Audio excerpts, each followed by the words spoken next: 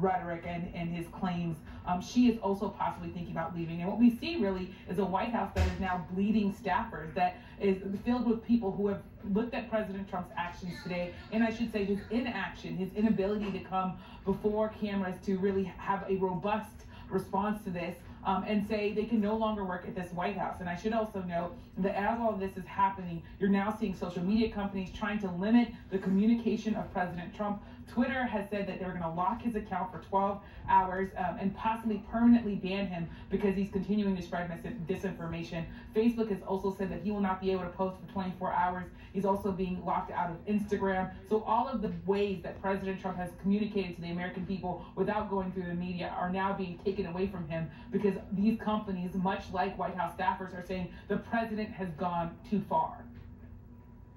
And Yamiche, there's also been conversation about the cabinet, the president's cabinet, having conversations about invoking the 25th Amendment to the Constitution, which of course allows for the removal of the president.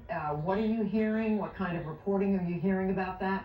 There was a report earlier today that that there were groups urging Vice President Pence to have those conversations with cabinet members. We know tonight the vice president is at the Capitol presiding over the Senate as they carry on these debates. That's right. I've talked to some White House officials who say that there are early discussions of the 25th Amendment, mainly because people are wondering whether or not President Trump can go on for 14 days. But there hasn't been anything formally presented to Vice President Pence. And my understanding is that there are people in this White House close to the president who feel like, Judy, he's quote unquote lost it. There are people who are telling me that he is living in a reality created of his own doing, and he's surrounded himself with people who are loyal and who are not challenging him. Someone also told me today, Judy, that the president wants to hold on to power by any means necessary, meaning that it doesn't matter to him that there are windows being broken at the U.S. Capitol, that there are people being shot in the Capitol, the headquarters of the Congress, that the president is more concerned about holding on to those people who have come to the Capitol, holding on to his supporters, than he is making sure that the government of the United States, the headquarters in D.C., that we are all safe in this city. So what we see from the president here is someone who is focused solely on staying in power, solely on his own political fortunes, and there are people around him, people that have stuck with him through all sorts of chaos, who are finally, I think, getting to the point where they are genuinely scared. I can tell you, Judy, I've not heard people around the president sound as concerned as they have sounded today, and that's saying a lot because we've lived through all sorts of things with this president. I don't even know what to say in response to what you just said, Yamiche. I mean, that it's astonishing, at the very least, that there are people saying the president would do anything to hold on to power. I mean, we think of dictatorships, countries around the world that don't have anything close to a democracy. They don't count votes, where their leaders just stay in power as long as they feel like it. Whether it's Russia, or I could name any number of countries where the person in power in no way answers to the people of that country.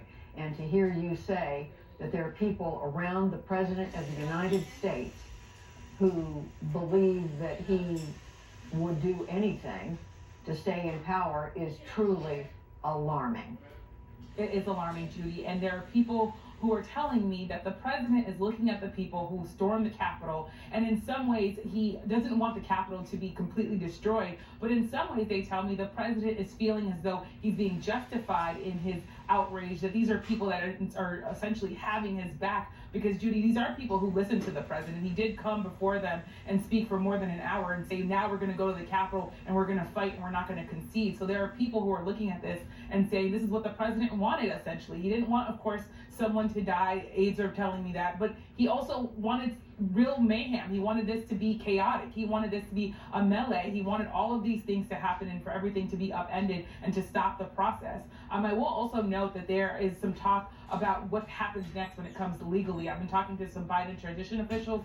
They tell me that there could be multiple investigations into what we all witnessed today. They said that FBI could be involved. They also said the District of Columbia could launch its own investigation. The House Oversight Committee could also look at this investigation. There's also talk of the fact that there are some protesters protesters today that acted violently who did not get arrested. And Biden transition officials are telling me that the FBI could take up to a year to arrest these people, but that there's all sorts of photos and videos. So even though people have not been arrested tonight, they could be arrested in the future. And there are, of course, civil rights activists who are saying so many people, hundreds of people, got arrested when they were peacefully protesting police violence. So it was striking to see some of these people walk out of the U.S. Capitol and not be in handcuffs.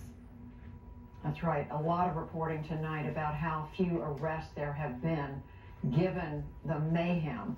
But and that is something we want to report on. But Yamiche, I'm coming back to what you said just before that, when you cited people around the president saying he wanted there to be mayhem, he wanted there to be a melee, which means he didn't care if people were hurt.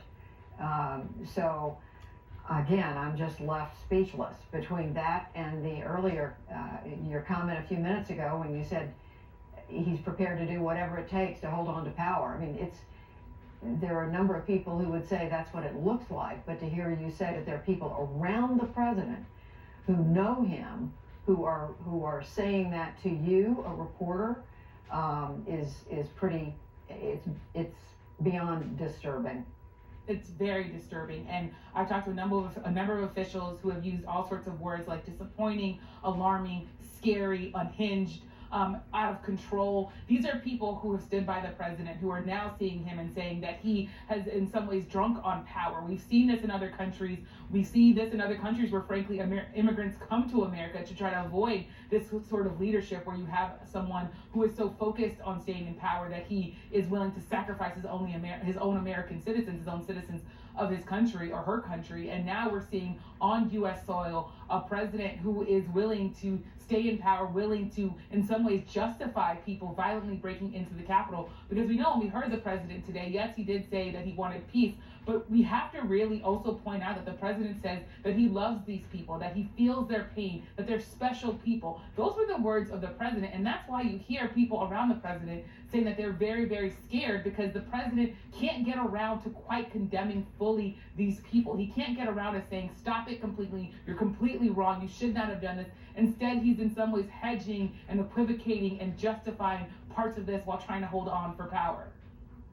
In fact, he hasn't condemned them at all. I mean, he said, please stop, we don't want anybody else to get hurt, but he, as you said, he goes on to praise them and to say that they're good people, special people, singling them out for praise, when what they've done is break the law, and in an historic move, taken down the Capitol, in effect. I mean, storming the U.S. Capitol, running through it freely, walking through the chambers of the House and the Senate, and again, putting themselves and others at risk, and the shooting that we now know has led to the death of one woman. So